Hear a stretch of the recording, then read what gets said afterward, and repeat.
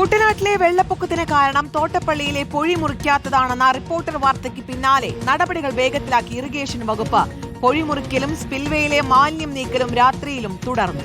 വാർത്തയെ തുടർന്ന് ജനപ്രതിനിധികളും അധികൃതരും സ്ഥലം സന്ദർശിച്ചതിന് പിന്നാലെ റവന്യൂ മന്ത്രി എ പി അനിൽകുമാർ ഇന്ന് കുട്ടനാട് സന്ദർശിക്കും. അതേസമയം അപ്പർ കുട്ടനാട്ടിലെ ചില പ്രദേശങ്ങളിൽ വെള്ളക്കെട്ട് തുടരുകയാണ്. മുട്ടാർ, തലവടി അടക്കമുള്ള പ്രദേശങ്ങളിലാണ് വെള്ളക്കെട്ട്. എസ് ശരനുണ്ട് വിശദാംശങ്ങൾ നൽകാൻ.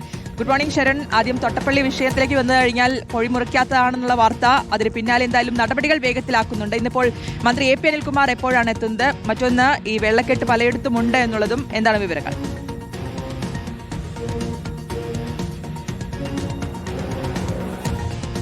ശ്രുതി, ഗുഡ് മോർണിംഗ്.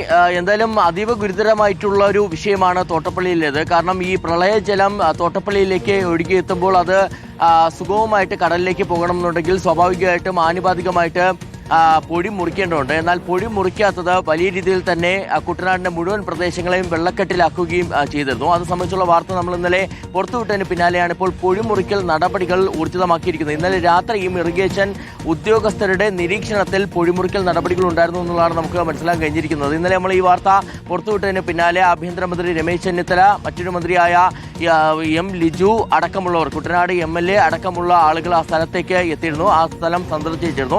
അതിന് പിന്നാലെയാണ് ഈ നടപടികൾ ഊർജിതമാക്കുകയും ചെയ്തിരിക്കുന്നത്. ഇന്ന് റവന്യൂ മന്ത്രിയായ എ പി അനിൽകുമാർ കൂടി പ്രദേശത്തേക്ക് എത്തുകയാണ്. അദ്ദേഹം ഇന്ന് രാവിലെ എത്തുമെന്നുള്ളതാണ് അറിയിച്ചിരിക്കുന്നത്. കൂടുതൽ നടപടികൾ അതിന്റെ ഭാഗമായിട്ട് ഉണ്ടാവുകയും അദ്ദേഹത്തിന്റെ പ്രതികരണം ഇതുമായി ബന്ധപ്പെട്ട് ഉണ്ടാവുകയും ചെയ്യും. എന്തായാലും ഇതിൽ മറ്റൊരു പ്രധാനപ്പെട്ട കാര്യം, ഈ തോട്ടപ്പള്ളി സ്പിൽവേയിലൂടെയുള്ള നീരൊഴുക്കിന് തടസ്സമായിരുന്ന മാലിന്യം കെട്ടി നിൽക്കുന്ന അത് സംബന്ധിച്ചുള്ള വിവരങ്ങൾ കൂടി നമ്മൾ ഇന്നലെ പുറത്തുവിട്ടിരുന്നതാണ്. അത് വലിയ രീതിയിൽ കെട്ടി നിന്നതോടുകൂടി ഈ നീരൊഴുക്കിന് തടസ്സമായി മാറുകയും ചെയ്തിരുന്നു. അങ്ങനെ ആ മാലിന്യം നീക്കാനുള്ള നടപടികളും ഇപ്പോൾ ഊർജിതമാക്കുകയും ചെയ്തിട്ടുണ്ട്. എന്തായാലും ഇപ്പോൾ അപ്പർ കുട്ടനാടിന്റെ വിവിധ പ്രദേശങ്ങളിൽ നിന്ന് വെള്ളം ഇറങ്ങിയിട്ടുണ്ട്. നമ്മൾ ഇന്നലെ കണ്ടിരുന്നതാണ്.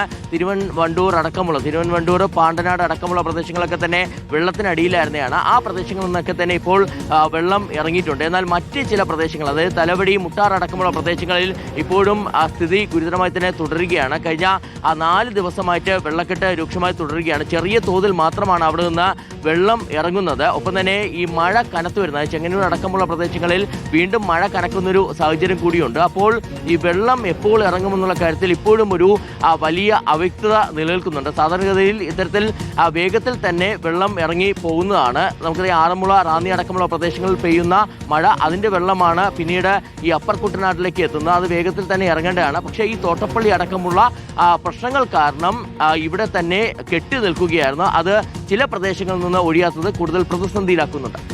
ശരി, എസ് ശരണാണ് വിശദാംശങ്ങൾ നൽകിയത്.